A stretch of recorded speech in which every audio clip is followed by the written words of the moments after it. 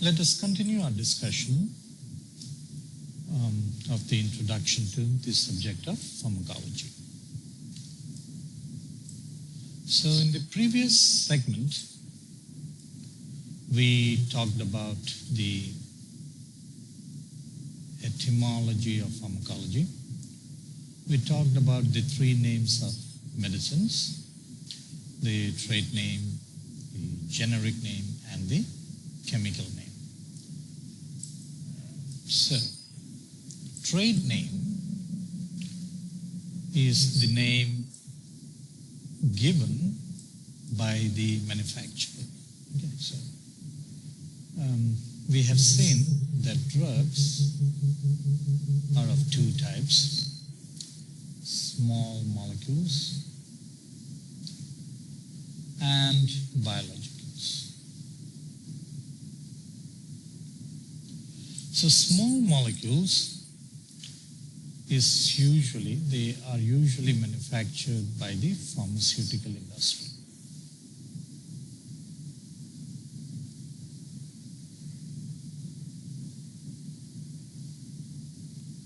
And biologicals are usually manufactured by biotech companies, biotech or biotechnology companies. Okay.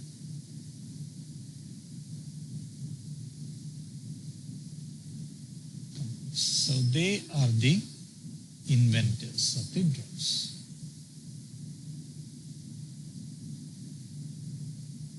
Okay, so usually they are the inventors, though there can be inventors who are in academics as well. But usually it is the pharmaceutical industry or the biotechnology industry that brings a drug into the market. So generally we can say that they are the inventors, but keep in mind there are always exceptions. So, yeah. So what do the inventors do? They patent. Okay, so they patent their invention. Okay. So what is the importance of this patent? The patent grants them exclusivity to manufacture.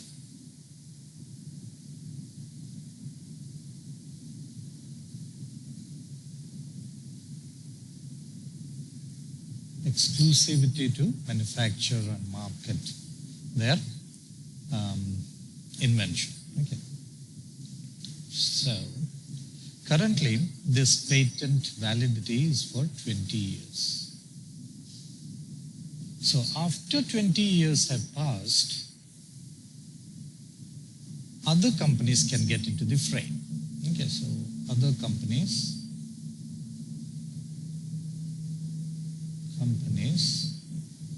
can produce copies of these drugs. Okay, when they make copies, they are called generic drugs.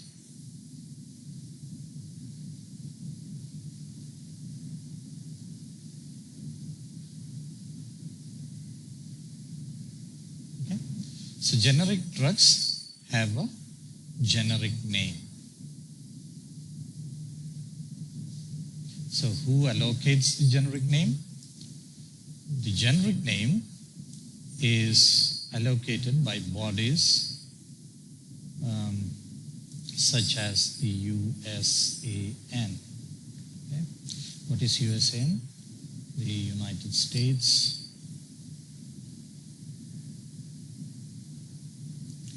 Approved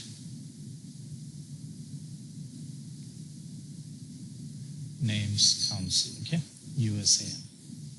In the UK, there is something called the BAN. Okay, so it's in the UK, so it's really intuitive that it would be named British Approved Names. Okay, so that council again allocates the generic name. Now, if you think about it, these are localized to two countries, the United States, the UK. So there is the WHO, which is the committee which tries to bring these two into common ground. So the INN lays down the nomenclature strategy for the British approved names and the US approved names councils. Okay, so they are the ones who try to unify the system. So therefore, it's by the WHO. So again, it's very intuitive that they would name it as the International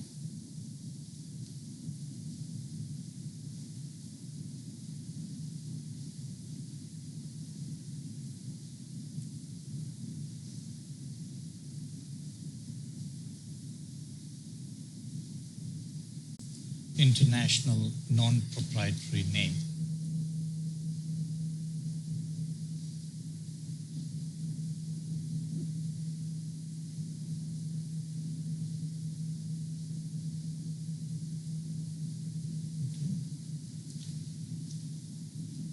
So, proprietary means something that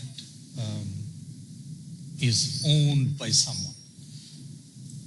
So, if you are an inventor company, you own a name, and that name is called, and that you use that name to market it. So it becomes unique. No other company can name it, name the drugs after the name that you have given. Okay, so therefore it's called a proprietary name.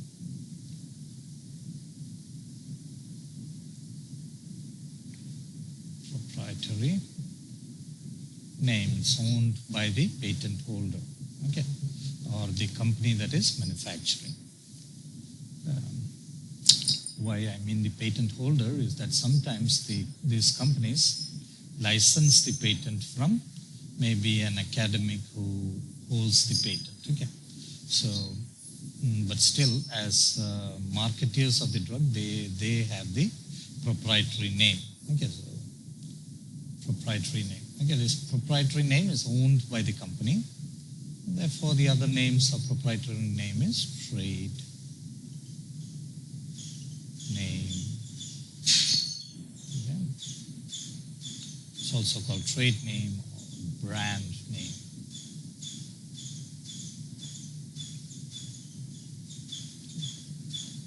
And in the previous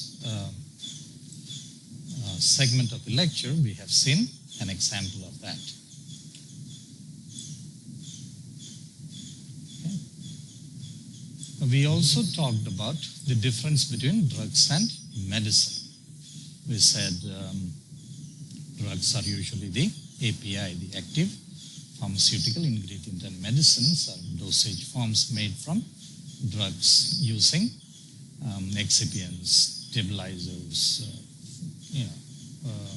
preservatives. Okay, so those are added to the drugs to make it into a formulation, dosage form. So we talked about what is the difference between drugs and medicines.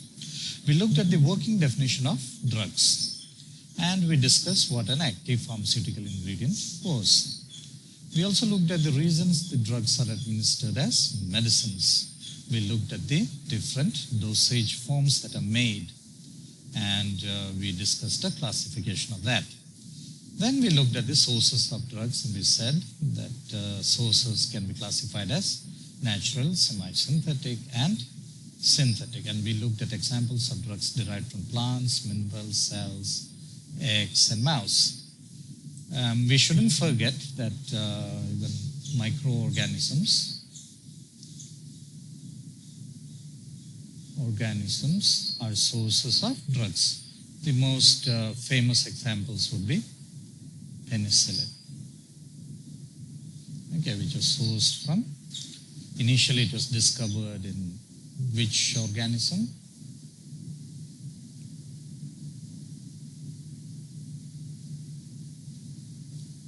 No, tartar. Okay, so it was discovered in Notatum, but the yield was kind of less. So a new strain was discovered, which is in Chrysogen.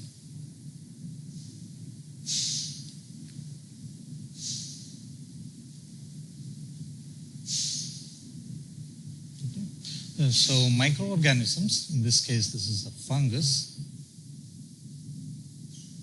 This is a fungus which produces penicillin, which is used against bacteria. Okay, so microorganisms are also sources of drugs, and penicillium is just one of the examples. Okay, there are different microorganisms which produce antibiotics. Okay, so yeah. So in this segment, we are going to talk about the different routes of drug administration. We're going to look at drug-body interactions. We're going to look at some of the historical landmarks in pharmacology that has made pharmacology what it is today. And we're going to look at the scope of pharmacology. So that's our goals for this segment.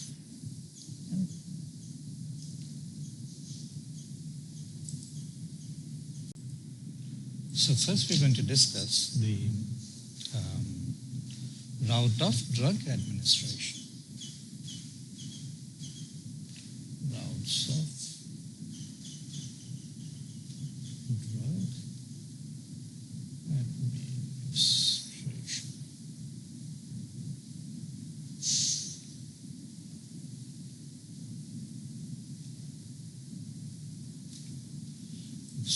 Okay, so what is a route of drug administration then?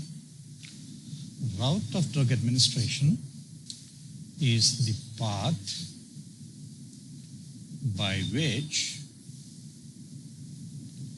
the drug is brought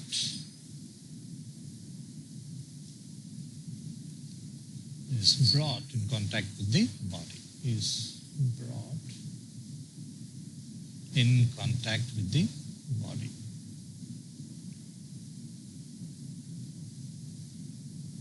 Contact with the body.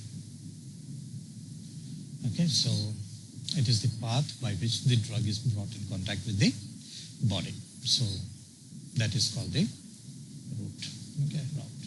Okay, depending on where you are, it's got different pronunciations. Okay. So the route is basically the path. Okay, so it's the path. So what is the importance of knowing this route of drug administration? Because through the path it enters into the body and brings about its effect. So unless the drug comes in contact with the body, we obviously wouldn't be getting an effect. And so that is the importance of the route of drug administration. Okay. So what are the factors which govern the choice of the route of drug administration? Okay, so let's write the question down here. What are the factors that govern the choice of the route of drug administration?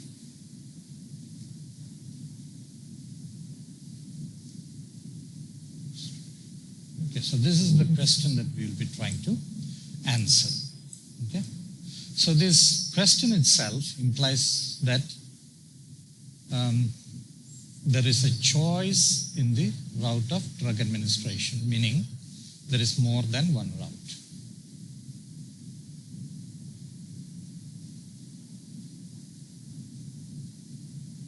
Okay, which means there is no single route that is the best route. Okay? So therefore, there is more than one route. Okay? So how do we choose it? What are the factors which lead us to decide which route to choose? Okay, so that's what we're going to discuss here. Now, the choice depends upon patient factors,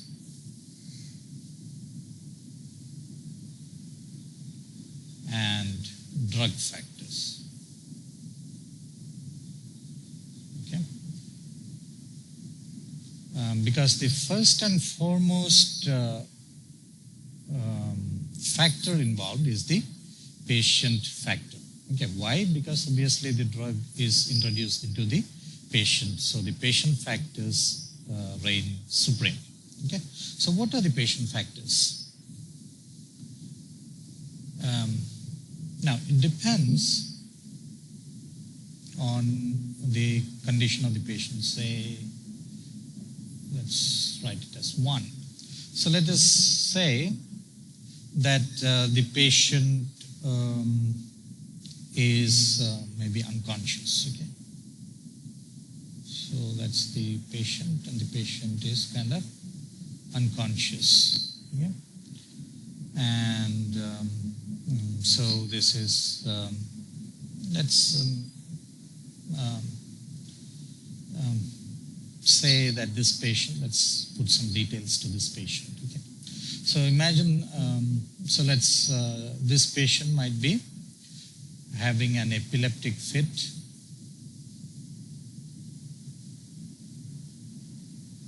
Okay, for the past maybe about half an hour, 30 minutes. And maybe the patient was lying at the roadside and no one noticed for 30 minutes. Maybe after half an hour, someone comes and notices. So this, from the presenting condition of the patient, we know that this patient has got status epilepticus. Okay, which is kind of a medical emergency. Okay? And so, the patient is unconscious. Okay, that's what we are saying here. The patient is unconscious. Okay, it's not responding to stimuli. All right, so this is a patient with an emergency, and the drug for status epilepticus is diazepam. Okay. So since the patient is unconscious and you want an immediate response, giving by the oral route would not be a great idea because the patient is already unconscious. Okay, so it will defeat the purpose of giving the drug itself. So in this case, we need a rapidity of response.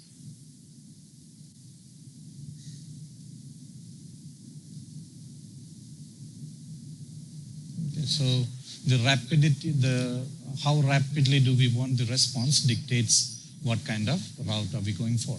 So in this patient, the best route would be an intravenous or intramuscular route. Okay. So that would give the best response in this patient. Okay, and maybe that's the other condition that the patient may have. Let's look at the condition of the patient.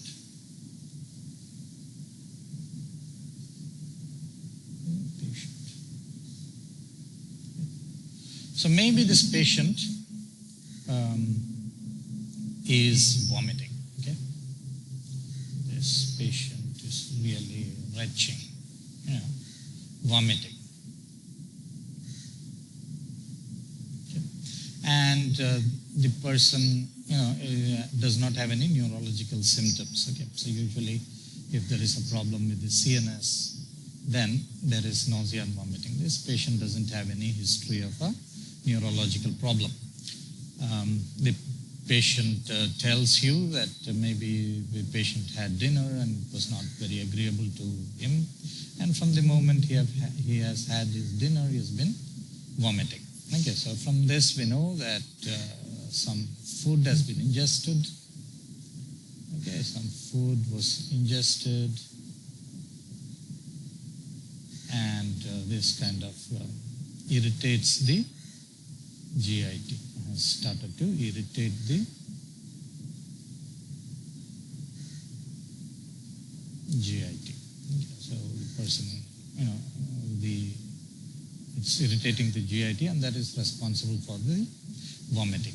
Okay, so the important point to remember here is that anything that irritates, this is a general principle, anything that irritates, if a drug irritates the GIT, then it will give you a symptom of nausea and vomiting. Okay, so anything that irritates the GIT can cause nausea and vomiting. So in this case, this is the problem. And now you want to give a drug to this patient. So giving by the oral route. Okay, you're trying to give a tablet. Might not be a good idea because again, already the GI is irritated. So if you gave it through the oral route, you might maybe increase his tendency to vomit, his or her tendency to vomit. And so that might not be the smartest choice. So in this patient too, a parenteral route. Okay. So enteron, what does enteron mean? Enteron means the GIT. Okay.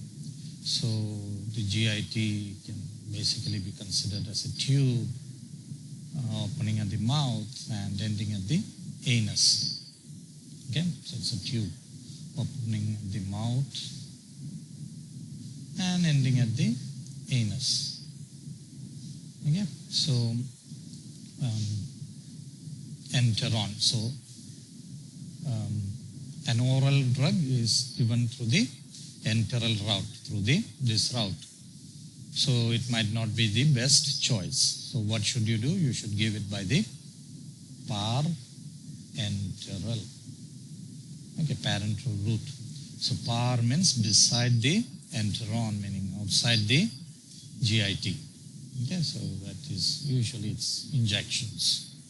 Okay, so in this patient, a parenteral route would be the best choice. So your choice of the route is now dependent on the condition of the patient. So what are there any other factors? Let's look at that. Any other conditions related to the patient? Yes, there is. The age. Okay.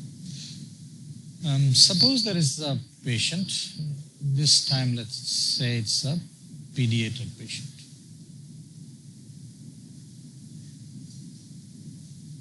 Okay, so maybe the age is less than 3 years. Okay. So we know at this age, the drug that has to be administered is vaccines. Okay. So at this age, the commonly administered drugs are vaccines.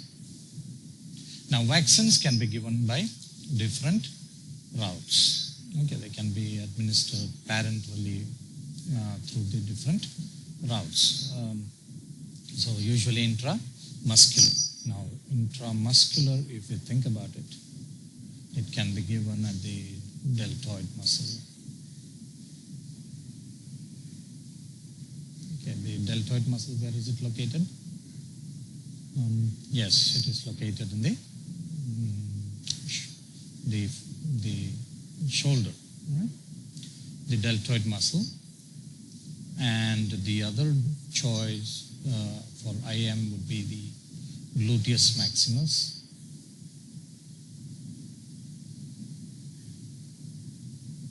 Okay, that is the buttocks.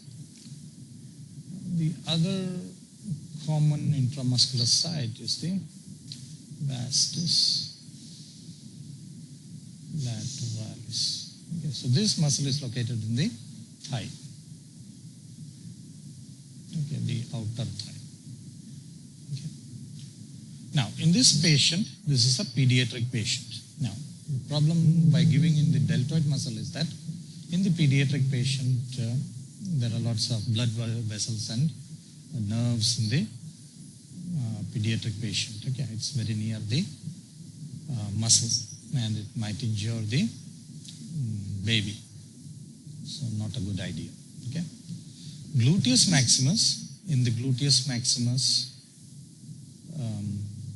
there is the sciatic nerve. Okay.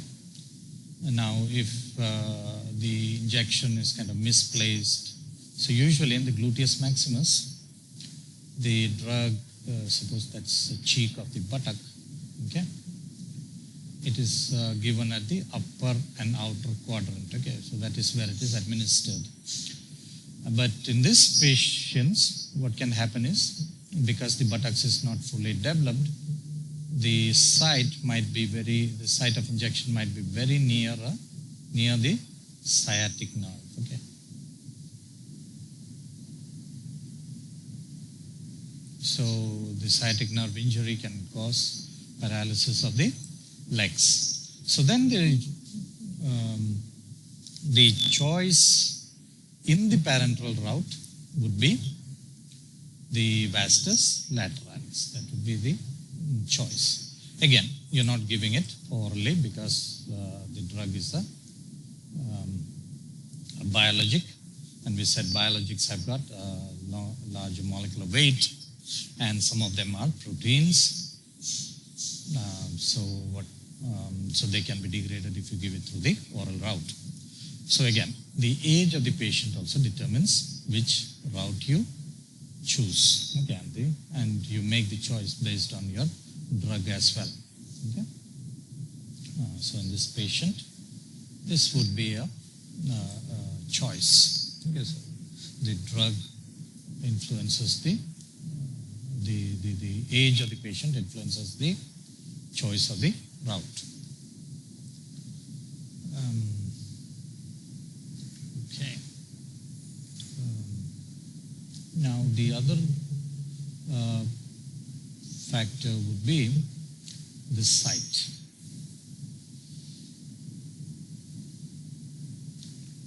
The site of, or the intended site of action. Intended site of action of the drug. Okay. Suppose there is a patient and the patient has maybe a skin infection. Okay.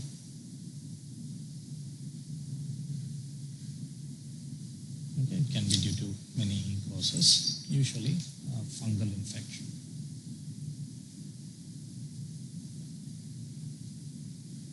Okay. So the choice of this route obviously would be to give it at this site of the infection. Okay, so a topical route would be the choice here. Okay, unless if he has got complications and maybe systemic effects, then systemic route would be chosen. But if the patient does not have any complications and it is localized and there is no other issues, then topical would be the best choice. Okay. All right, so those are the most important factors. There is a minor factor, suppose there is also the preference of the patient. Okay, that is very important. Preference.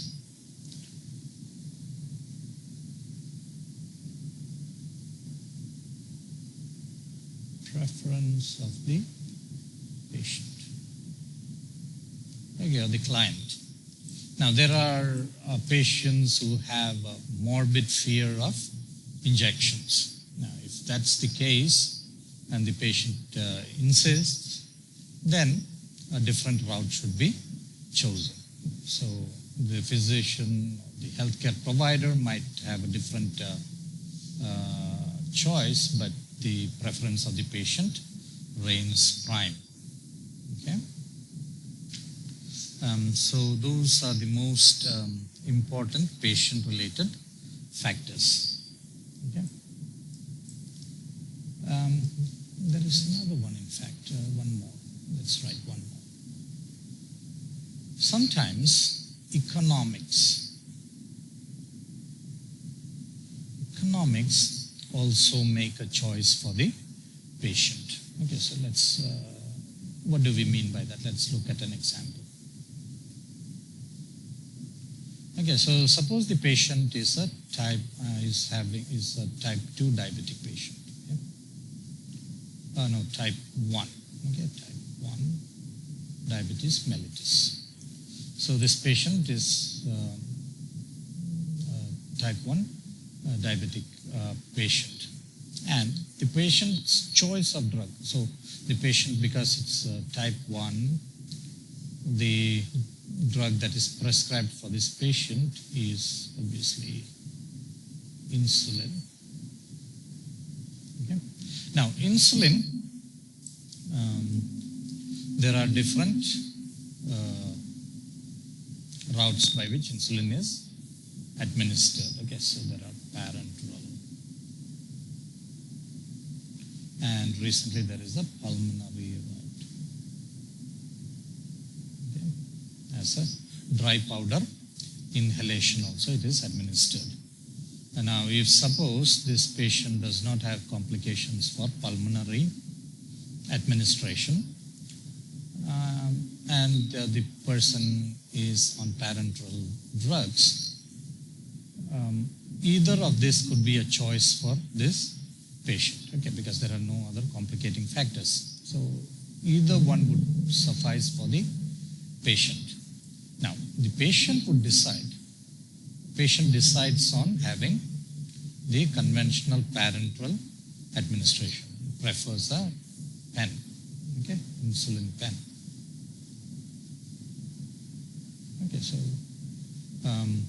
when asked, the patient replies that it's because the pulmonary administration, the whole setup for pulmonary administration is beyond the weekly budget for the patient. Okay, so in this case, the economics has driven the choice, okay, for this particular patient. So the patient had options, but economics was the choice, drove the choice. Okay. All right. So the next one is the drug factors. Okay. So drugs, we are talking about, say, first let's talk about small molecules. Okay. Small molecule drugs and biologicals. Okay. Now these drugs have certain properties. The small molecule drugs, they have got different physico-chemical properties. Okay, let's say they have different physico-chemical properties. Small molecules have got different physico-chemical properties. Okay, so what are the physico-chemical properties? They'll have solubility. They'll have different solubility. They'll be having different physical forms, like they may be solids, liquids, or gases. Okay, so we can have different physical states. Okay, so here we mean it may be a solid, liquid, or gas. Okay. So this will dictate the route of drug administration. Now suppose the patient is having hypoxia. Okay, maybe the patient was traveling on a train, it's a high altitude train, maybe traveling in China, from China to Tibet. Okay, so it's one of the world's highest railways. Now the oxygen tension is very, very low, and so maybe the patient is complaining of shortness of breath or difficulty of breathing, and so the patient needs to be administered oxygen. Okay, so in this case, it has the best route of administration would be obviously given through as an inhalation through the pulmonary route. Okay, so here the physical form of the drug dictates the choice of the route. Okay. Yeah. So in biologicals, let's look at the problem. There are lots of other problems of small molecules that dictate the choice of the route. We have just taken one example of a medical gas. Which medical gas? Oxygen. Okay. So which was given for hypoxia. Okay. And we talked about a patient traveling from China to Tibet by train. Okay. And the patient was complaining of shortness of breath or difficulty breathing, uneasiness. Okay, so yeah. So in fact, in the train there is provision for oxygen. So whoever complains of all this, they get oxygen from the company that runs the train. Okay, so biologicals. Now, biologicals, we said they are large molecules, and usually these biologicals are proteins. Okay, proteins, peptides. Okay, what would be an example of a peptide? It would be insulin. Okay. Yeah. So now these peptides, they can be degraded in the GIT. Okay. Why in the GIT are they degraded? Because there are proteases. Okay, so digestive enzymes in the body can degrade these drugs, and therefore insulin is given by the subcutaneous route. Okay, so if it's a soluble insulin, it can also be given by the intravenous route. Okay, so soluble insulin can be given by the intravenous route. Okay, but in almost all the patients, it is given by the subcutaneous route. Okay, and in some cases, like in insulin, it is also administered through the pulmonary route, but it cannot be given orally. So the drug factor is now dictating the choice of the route of drug administration. Okay. So we got option, if it is insulin, okay, our choice would be subcutaneous, or it can be given pulmonary. It can be given by the pulmonary route.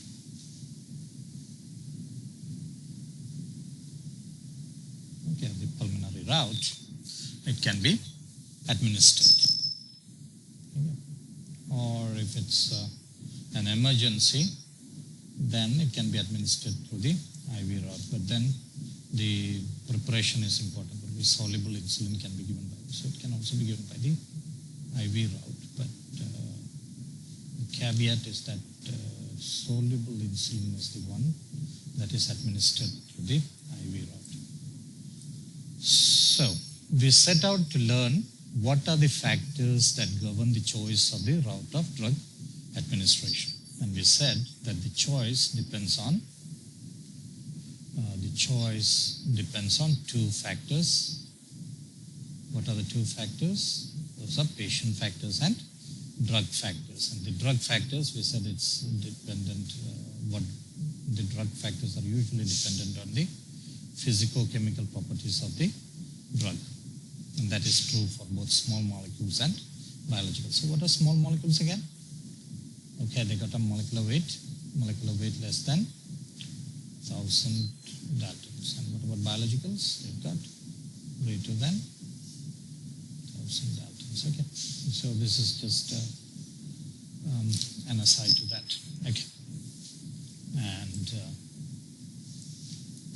what are the patient factors? There is this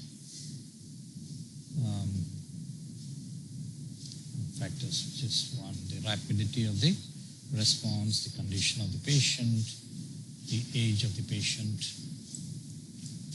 the intended site of action of the drug, the preference of the patient, and in a small way, the economics. Okay?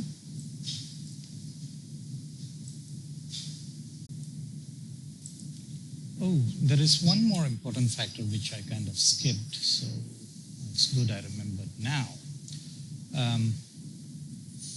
The one would be comorbidities. Okay, so patients usually they don't come with a single disease; they've got multiple other complaints. Okay, so comorbidities.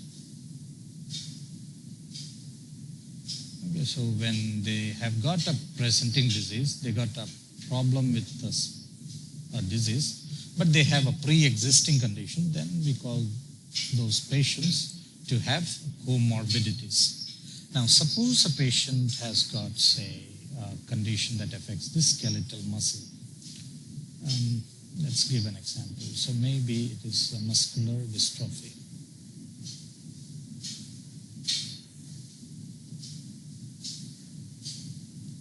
Okay, so suppose a patient has got a problem in this skeletal muscle. Okay, and in this patient, intramuscular administration. Okay, might not be a very smart idea. Okay, so comorbidities also in the patient also drive the choice. Okay, drive the choice of route of drug administration. Now let's now discuss the classification of the sites of administration. Okay.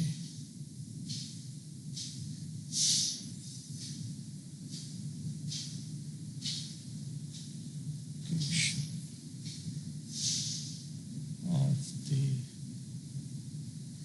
sites of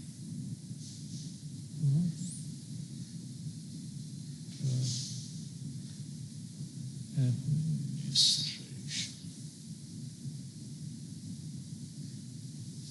Okay, so how do we classify the different sites is what we are going to learn. Okay. So what's important for us to recap is that doesn't look very good, does it?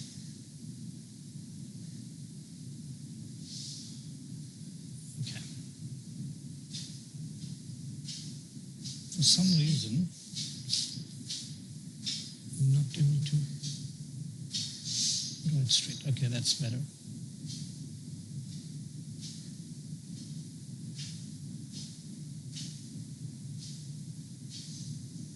Okay, so classification of the sites of drug administration. So intuitively, from what we have learned some time back, we know that there are more than one site. Now, how do we classify these sites? Okay. So we classify the routes as simply as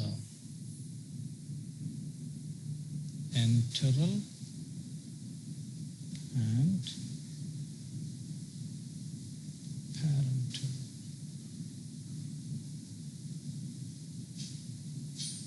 Okay, so it's classified as enteral and parental routes.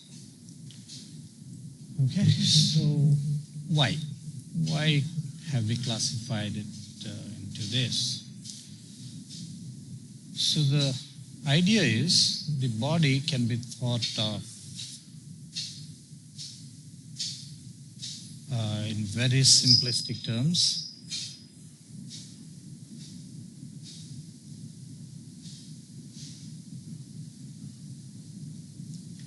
as being an enclosed pipe. Okay? So a pipe with an enclosure. Okay? So the pipe is the enteron or the GI tract. Okay? Okay? And what is the GIT? GIT is basically a pipe with lots of things that bring things into the pipe. Okay? So in very simplistic terms, the body is considered a pipe that is enclosed by something, a sheath. And the sheath, so this the pipe is the GIT, and that GIT is technically called the enteron. Okay?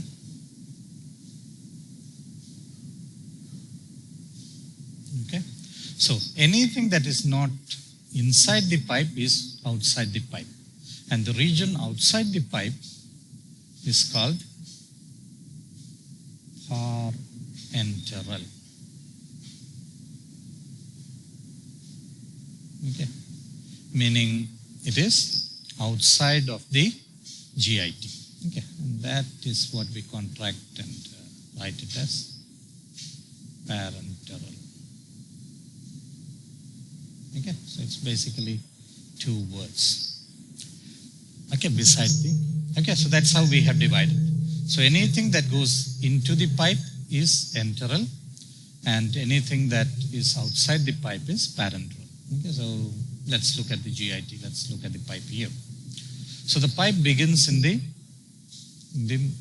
mouth. So it begins in the mouth and ends in the anus.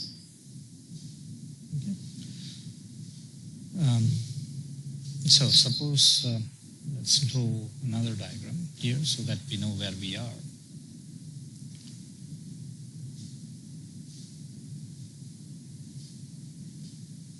Okay, so when we say the mouth, it is located in the cephalic region, the head region. Okay, so we have got enteral. So what are the routes which are present in the cephalic region? We have got three. Okay, what are they? We've got the mouth. Okay. We have got the buccal route, and we have got this lingual. Okay, so that is the beginning area. Okay. So how can you introduce your drug? You can introduce your drug into the mouth, into the buccal cavity, or under the tongue. Okay, lingua means tongue. Under the tongue. Okay, and the buccal cavity. Okay, the region between the cheeks and the gums. That is the buccal cavity and the mouth itself. Okay, so what are the different enteral routes? Enteral routes are subdivided into this mouth, we technically call it oral. So we have got the oral route.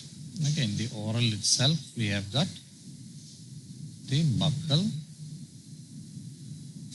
and sublingual. Okay. And the oral cavity itself. Okay. The mouth.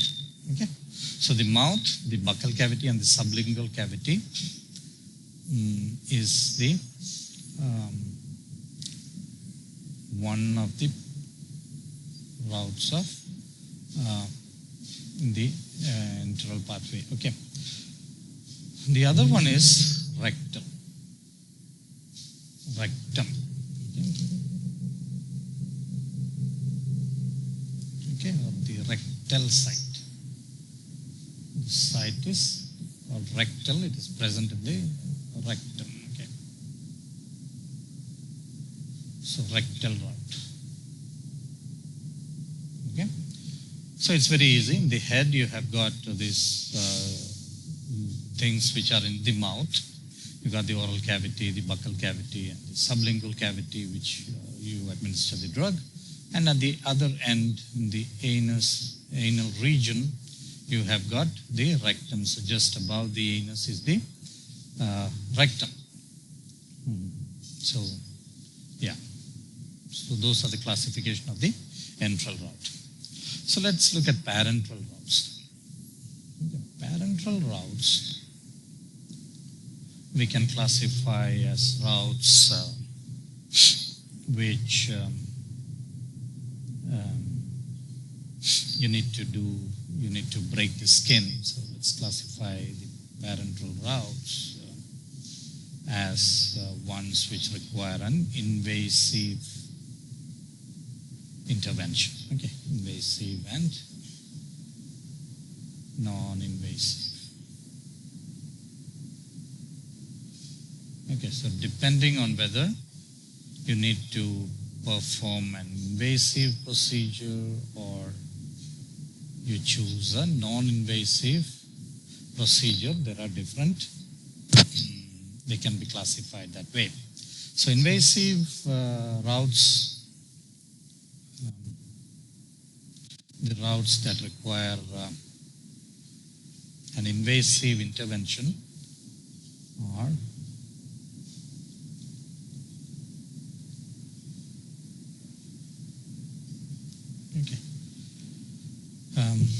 would be injections. Okay, you're trying to give something in this area. Okay, so you're trying to introduce a drug using a syringe. Okay, so that syringe, what does it do? It breaks the skin. Okay, and then it gets into the veins or the arteries or the muscle. Okay, so that's an invasive procedure. So the example would be injection. So injections come, as we discussed, in different flavors. Okay, so you've got intramuscular, you've got intravenous, intra-arterial. Okay, and we've got subcutaneous, we've got intra-articular, meaning if it is given into the joints, okay, of the bones, it is intra-articular, or it can be the intramedullary. Okay, so there is a there is a membrane surrounding the abdominal cavity, which is called the peritoneum. So there is intraperitoneal. Okay, so that route is given for when you do dialysis. Okay, intraperitoneal route is used, and intramuscular we have covered, and in an emergency you can give it intracardiac. Okay, for cardiac resuscitation you give adrenaline or epinephrine, depending on where are you from. It is given directly into the cardiac to resuscitate the heart. And then you've got intradermal. What is intradermal? It's given under the skin, and usually vaccines or diagnostic quantities of drugs. As example, if you want to test for penicillin allergy, beta-lactam allergy, you inject dilutions of the drug intradermally. Then you see whether there is a flush, wheal, or flare.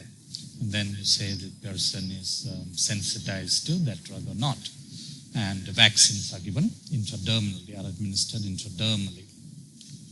And then there is for anesthesia, epidural. Okay, and then another, if it's not an injection, the other invasive procedures would be if you want to give it into the vagina. Okay, and it would be, say, pessaries. Okay,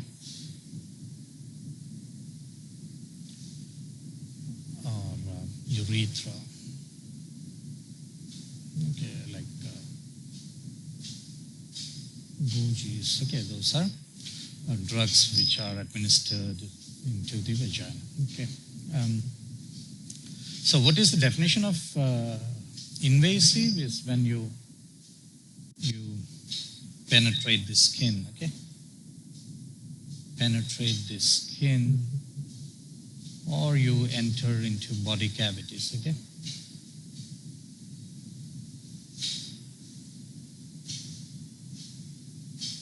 Okay, so insertion of a pessary into the vagina, you are entering into a body cavity, so that is an invasive procedure. Okay. Okay. So what does non-invasive mean? Yes, you're not doing this stuff. You're not penetrating the skin or entering into the body cavities. And what are the, how can we classify that? We can classify the routes as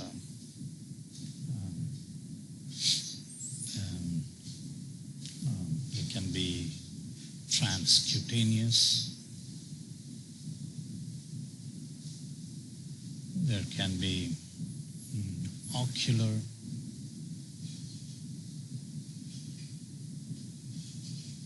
It can be vaginal. It can be pulmonary. Okay. These routes are non-invasive, transcutaneous. You're passing it through the skin. Okay. And ocular, the eye. Okay, vaginal. Maybe a vaginal cream, that would be an example of a non-invasive, administered by the non-invasive route. Pulmonary would be giving an inhalation. Okay. So sometimes these routes are classified as topical routes. Okay. Okay, assuming that these drugs are administered for a local action in these areas. But that needn't necessarily be true all the time, okay, because transcutaneous, say if you got a patch, okay, transdermal patch, dermal patch, say for scopolamine, okay, given to treat motion sickness. So here the action is scopolamine is present in the patch, it passes through the skin, enters into the blood, and then through the blood enters in the blood, that is, it enters the systemic circulation. Okay. And then it acts, it crosses the blood-brain barrier, goes into the brain, and it's got its mechanism of action in the central nervous system. Okay.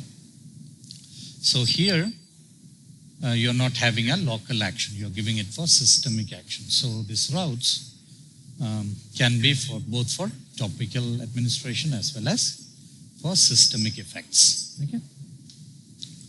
So all in all, what we need to remember is there are only two routes. It can either be enteral or parental. Okay, and these are all examples. Okay, so strictly speaking, these are all examples of the routes. Okay, they are not routes as such. Okay, so yeah. So the exception would be oral route. Okay, it's called the oral route. Rectal, it's a rectal route. The others, these are routes. Okay, transcutaneous is a route, ocular is a route, vaginal is a route, pulmonary is a route. Okay, but these here, the injections, they are not routes. Okay, they are the examples of parenteral dosage forms. Okay, but these are routes again.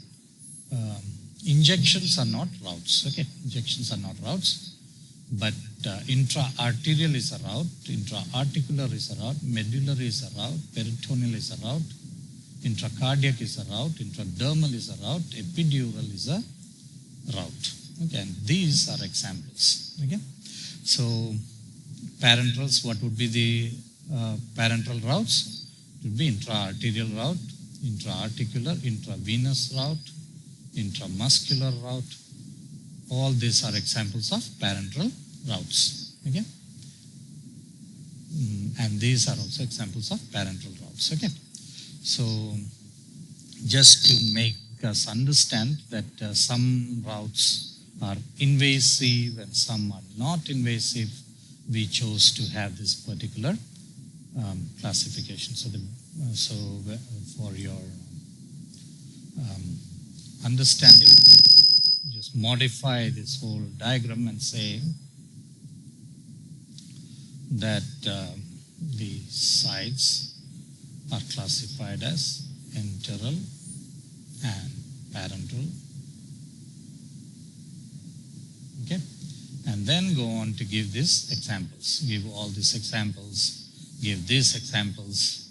Put it over here, and that's your classification. And for the enteral, write all the routes. Okay, so enteral, you say oral, buccal, okay, sublingual, rectal. And for this, let's write it down. So intramuscular, intravenous, subcutaneous, intra-articular, intramedullary, intraperitoneal, intracardiac, intradermal, epidural. Okay, so those are parenteral routes along with transcutaneous,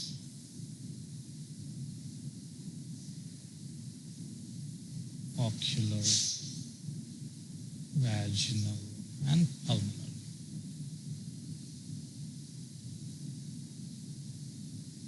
Okay, so oops.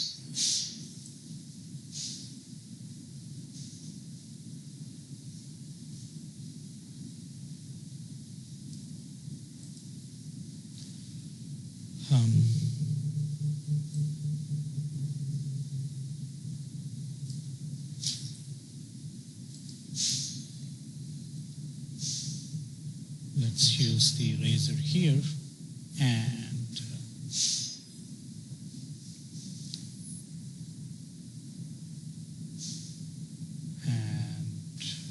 label it so.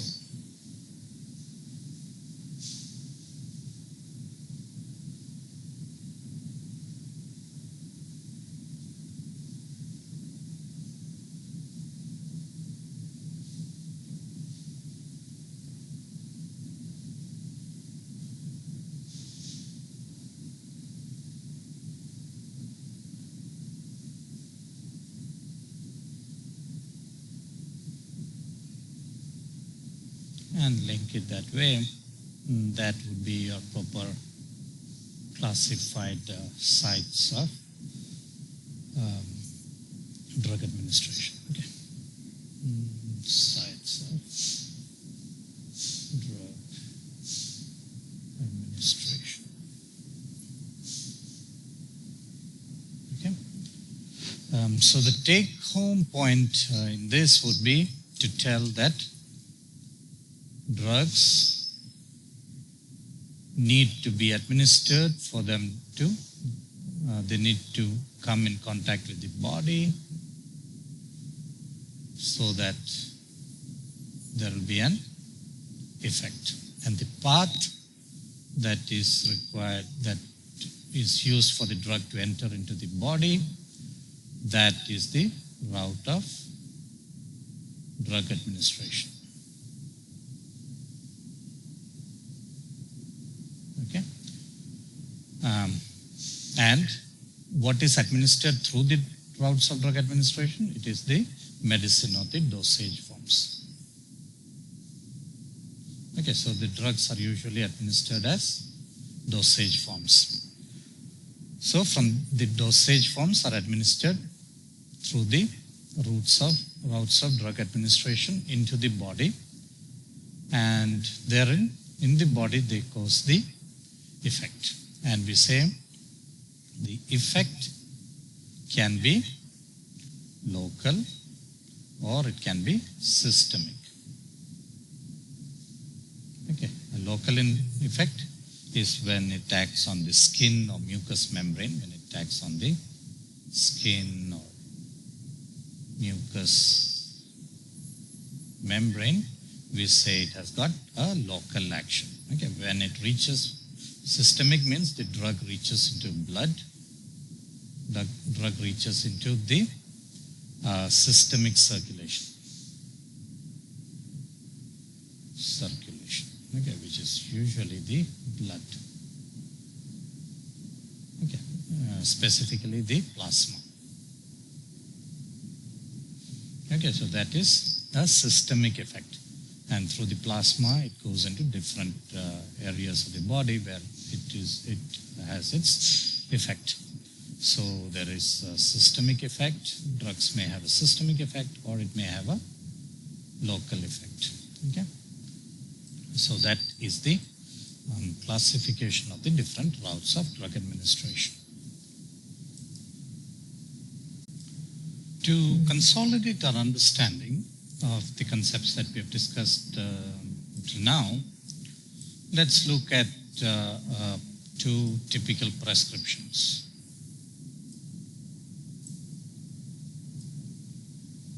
Okay.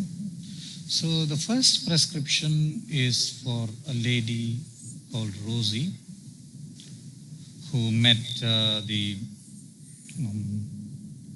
physician, and the physician prescribed this drug for her. Okay. So this drug is a generic preparation.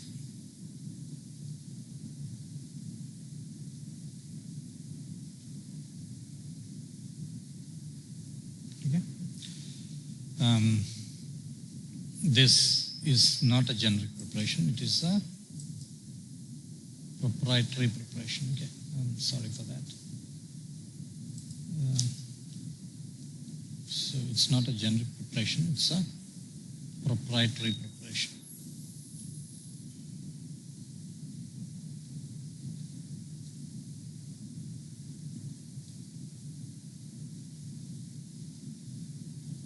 Okay.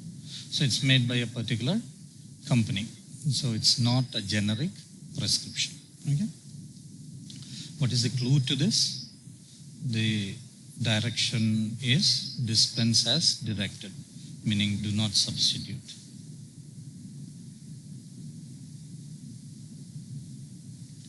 Okay.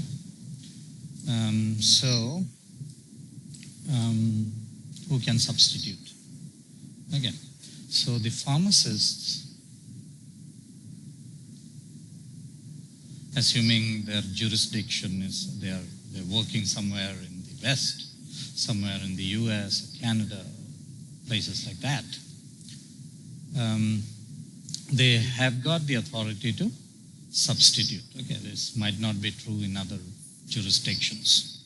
Okay, so depending on where you are, take it with a pinch of salt. Okay, so the pharmacist is empowered to substitute. Now, what can the pharmacist substitute it with? There is something called the Orange Book. Okay. So this Orange Book has got the description of bioequivalent drugs.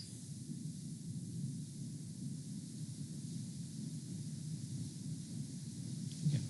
So if you got a generic drug, then there is a list of bioequivalent drugs with which the pharmacist can substitute. If the pharmacist does not get a direction like this. Okay.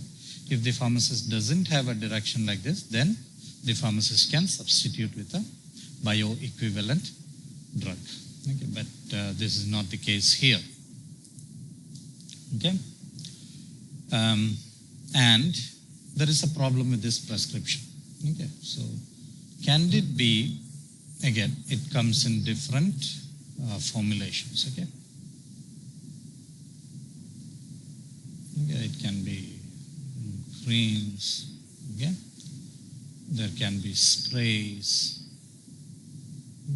or so the most commonly used ones are creams, because it can be easily washed off.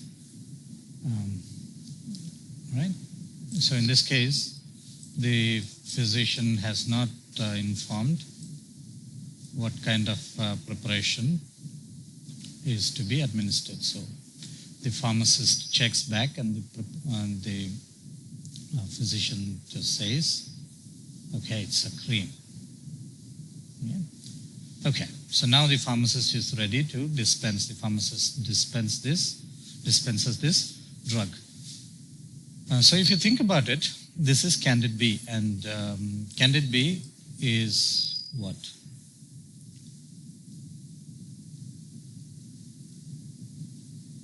It's beclomethasone,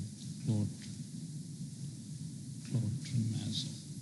Okay, so it's basically a combination of clotrimazole and beclomethasone. So clotrimazole is an antifungal drug.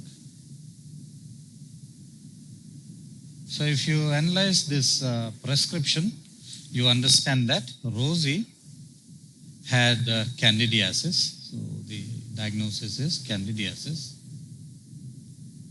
And for candidiasis, the drug that is prescribed is this Candid B.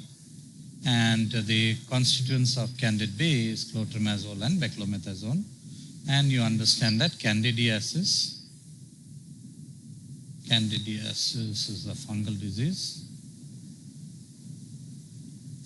for which an antifungal drug is prescribed, and the active constituent is clotrimazole.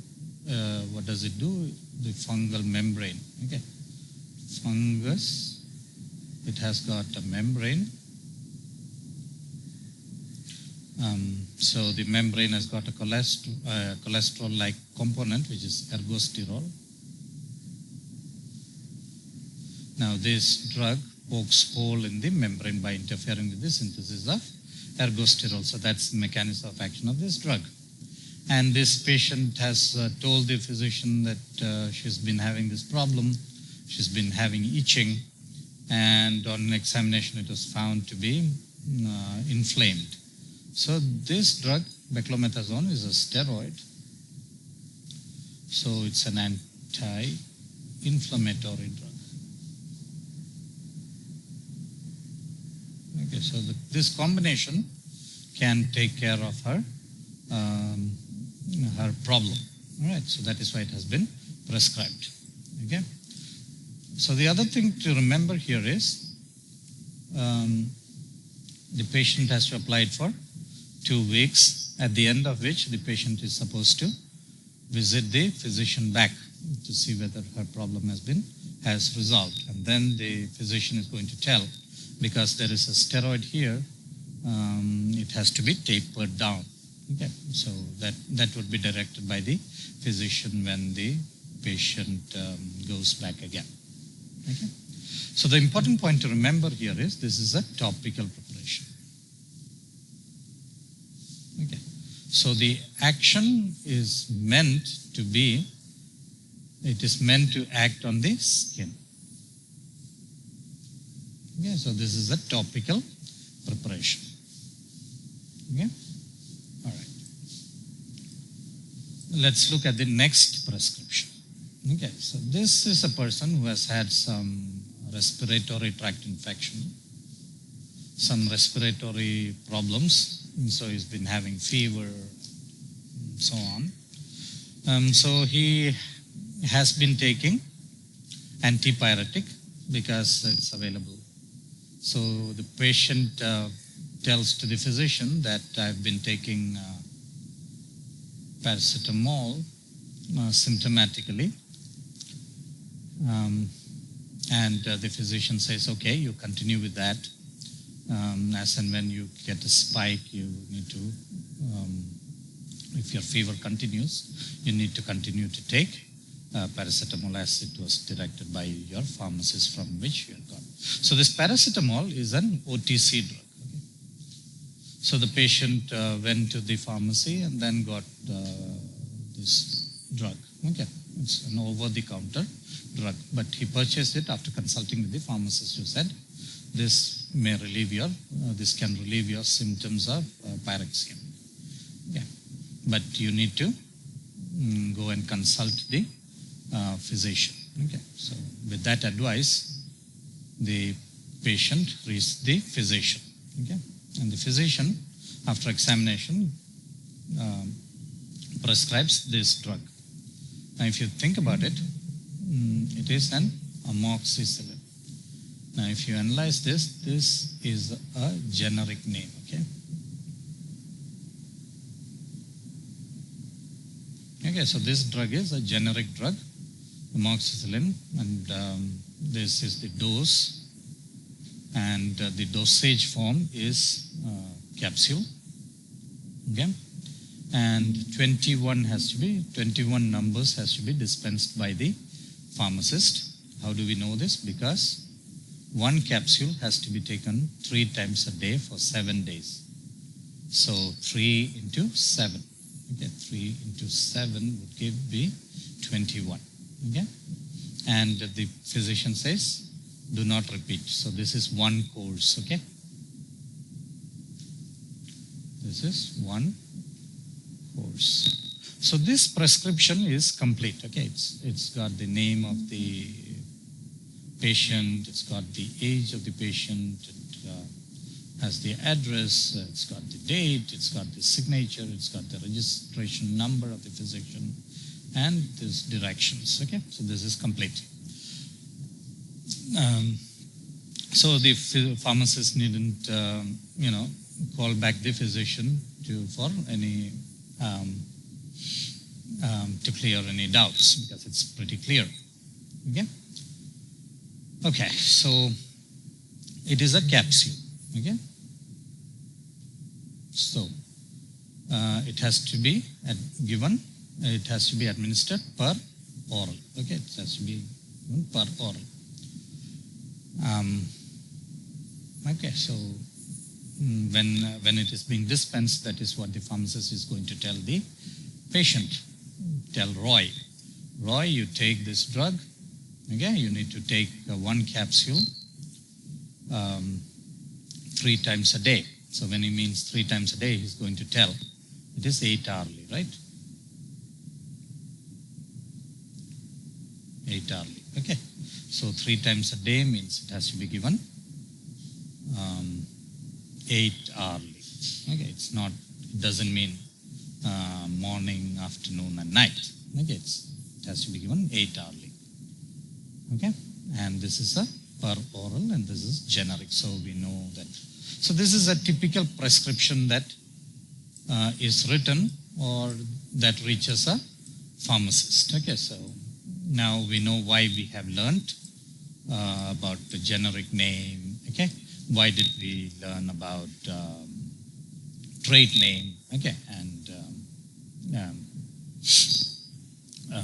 and those aspects by now we have consolidated. And the other thing to remember here is this is given for systemic action. Okay. Okay.